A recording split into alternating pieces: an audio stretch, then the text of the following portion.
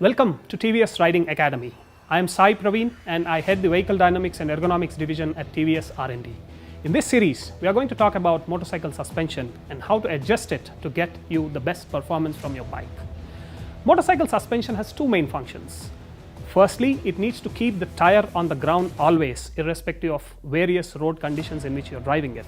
Second, it needs to keep you comfortable when you're riding over various speed bumps and potholes of the roads. Before we go into the details of adjusting your suspension, you need to be familiar with certain key terms. The first one, preload. Preload, as the name suggests, is preloading the springs of your suspension. This is required by design to ensure the compression of your suspensions and therefore the weight distribution between the front and rear wheels of your motorcycle. The second one is compression damping. The compression damping dissipates energy from the vehicle while the fork or shock absorber is compressing. This is required to maintain the contact of the wheel with the ground as well as provide comfort to the rider. The third is rebound damping. This is the energy dissipated from the motorcycle when the fork or shock absorber is extending. This is also required to maintain the stability of your vehicle and provide comfort to the rider. It is important for you as a rider to understand these three parameters because maintaining them in the right balance is what gets you the best performance out of your bike.